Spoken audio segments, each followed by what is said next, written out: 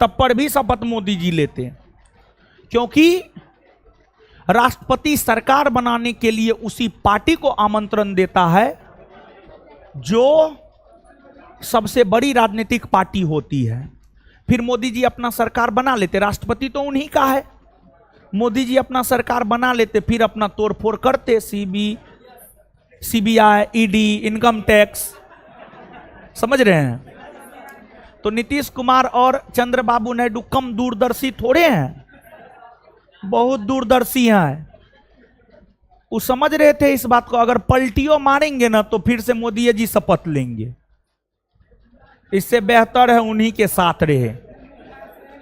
लेकिन हां, इस बात को जानिए कि स्पष्ट बहुमत की सरकार, स्पष्ट बहुमत की सरकार सशक्त निर्णय लेने के दृष्टिकोण से बेहतर माना जाता है। यह एक प्रकार से कहिए तो बैसाखी की सरकार है। मोदी जी अपने 2 बैसाखियों के सहारे सत्ता में आसीन है। एक भी पिलर खिसका मोदी जी की सत्ता जा सकती है, समझ गए। तो ठीक है, जो है सो है। और आपको जब चुनाव संपन्न हुए तो एनडीए गठबंधन को बहुमत मिला। एनडीए गठबंधन ने अपना नेता नरेंद्र मोदी को चुना और फिर नरेंद्र मोदी को देश के प्रधानमंत्री के रूप में शपथ राष्ट्रपति श्रीमती द्रौपदी मुर्मू ने 9 जून 2024 को दिलाई। और श्री नरेंद्र मोदी जी का यह तीसरा शपथ ग्रहण था। और उसके बाद मोदी जी ने अपने मंत्रियों के बीच कैबिनेट का बंटवारा किया और लगभग जो इससे पहले मोदी जी का कैबिनेट था उसी के अकॉर्डिंग है, लेकिन थोड़ा बहुत परिवर्तन भी है, थोड़ा बहुत परिवर्तन है। लेकिन जो बड़े बड़े पद है वो एज इट इज है। जैसे रक्षा मंत्री राजनाथ सिंह तो राजनाथ सिंह है, गृह मंत्री अमित शाह तो अमित शाह है, फिर आपको वित्त मंत्री निर्मला सीतारमण तो निर्मले सीतारमण है, विदेश मंत्री एस जयशंकर तो वही है। तो बड़े बड़े मंत्रालय जो है एज इट इज है, समझे, हल्ला मत कीजिए। इटली में जो है ना G7 का सम्मेलन हुआ। G7 का सम्मेलन हुआ, ग्रुप ऑफ 7, विश्व के विकसित राष्ट्रों का एक संगठन है G7। विश्व के विकसित राष्ट्रों का, जैसे अमेरिका, ब्रिटेन जैसे देशों का जो है एक संगठन है G7। उसी का सम्मेलन 2024 में इटली में हो रहा है। तो G7 का सम्मेलन जो इटली में हो रहा था, ऐसे भारत G7 का सदस्य राष्ट्र नहीं है, भारत G7 का सदस्य राष्ट्र नहीं है। लेकिन भारत को जो है आमंत्रण मिला था, तो हमारे प्रधानमंत्री श्री नरेंद्र मोदी जी जो है आपको वहां गए। तो तीसरी बार शपथ ग्रहण के बाद मोदी जी जो सर्वप्रथम विदेश का यात्रा किए हैं वो देश है इटली, समझ गए।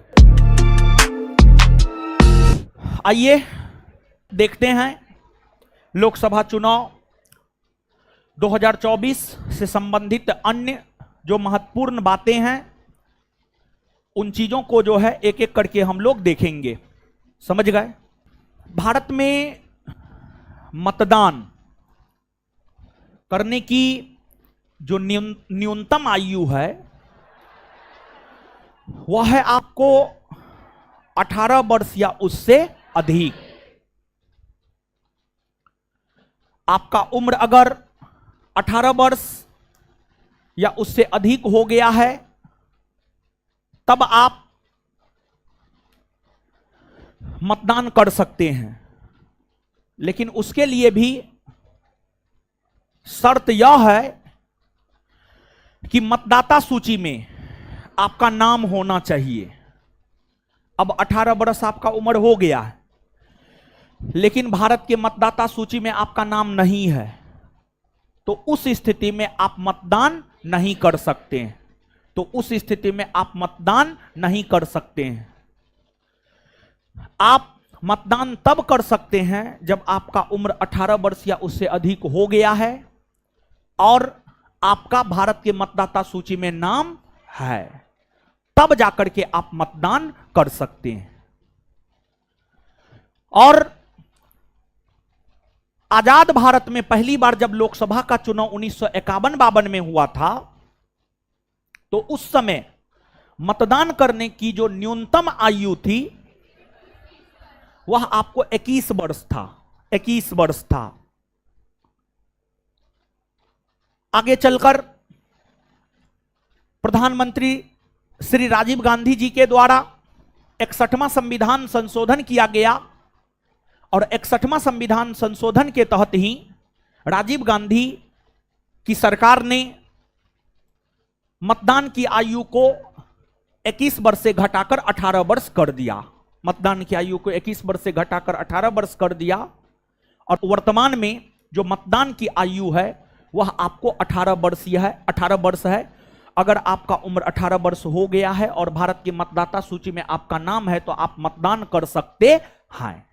आप सभी का उम्र 18 वर्ष से अधिक होगा क्योंकि आप जनरल कंपटीशन की तैयारी कर रहे हैं और बिहार एसआई की तैयारी कर रहे हैं, तो स्वाभाविक सी बात है आप ग्रेजुएट होंगे और आपका उम्र 18 वर्ष से अधिक होगा। तो आप सभी का नाम मतदाता सूची में होनी चाहिए।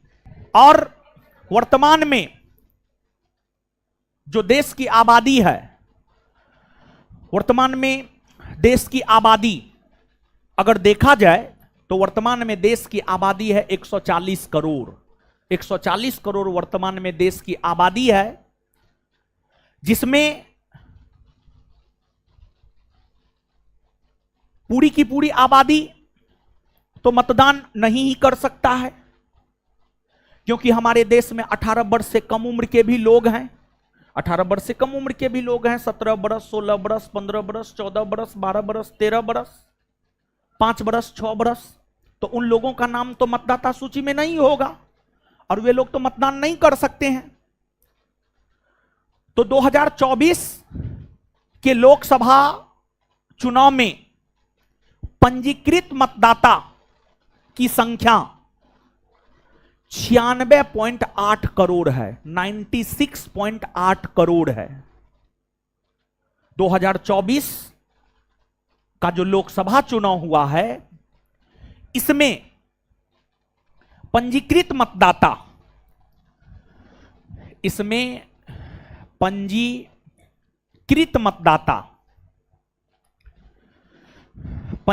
मतदाता की संख्या 96.8 करोड़ है। 96.8 करोड़ है। 96.8 करोड़ है। मतलब देश की 140 करोड़ आबादी में से 96.8 करोड़ आबादी का नाम मतदाता सूची में है। मतदाता सूची में है और ये सभी लोग मतदान कर सकते हैं। ये सभी लोग मतदान कर सकते हैं। मतलब इतना लोग भारत के चुनाव में मतदान कर सकते हैं। इसमें महिला मतदाताओं की अगर आप बात करेंगे तो इसमें महिला